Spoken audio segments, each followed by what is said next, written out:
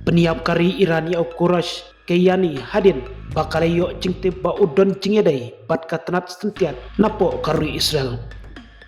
Kari Iran kala pentikina ya ka jingsha peniap no jong uhedu katanat pahara kata ali lari jani rengkat bat unong yalam jongka kedun sipai basij ugolar meza Soleimani hadin kejingkam jongka Israel bakalayo ban peniap yaki hakaju kapor ka Iran kala penjur ya ka jinghertma jongka dakaba penlong yaki jinghertma bat thamai haki benda bapedeng jongkari Israel ka jingya kanat menta kala sapriang step baru de hak keleng ka Time Gulf hakaba ka Bahrain Qatar Saudi Arabia bat ka United Arab Emirates baro kila pentip bakila ban khanglat yakin namding bat kidron ki bawandrung katba ki jinghertma jongka Iran kidang ya beteng halor kanika benta nakliang presiden jongkari US kata Donald Trump ulat her teng yaki parlok jongka NATO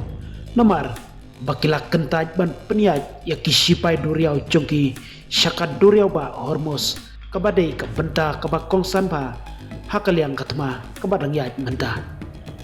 haba banrap yaki jingjia ujoken ubadai Direktur Jungkan National Counter-Terrorism Center ulah hiar syukino hapdeng kejing ya kanat kabadang ya jakmat bat ka Iran katba ketika tema kadang ya trampa kat nang mi kisngi layo jingte bakari Iran kelap peniap ya uwe ubriu batip kerteng kumu Quraisy ke yani hadin bakalarai ban penerem ya u ba udai nong sentiat na kementa katanat sentiat jongkarui Israel kam Mossad Om kilat pathai khobor jongka sorgar Iran katkum katnat pathai khobor misan lalap ba ukei vani ulah sam ya kidur bat ki jingte ba kongsan syapang ki jaga ba kongsan ha Iran bat ki nongtrei jongka Mossad katai ka jing peniap ya u kalong ban pentre kam ya ki an jongka Teheran ya ki riu shimet ki ba syak keno bakia trelang bat ki tnat war bnya ba pher bat kiri kibadai na bari kari Iran mensua kelap peniap rude ya kiwipat kibala syak keno baki don cingedai bat ka Mossad kabadai ka tenat sentiat napo karui Israel kadba ka jingya kanat hapdeng kini ki artli kiri kadang ya beteng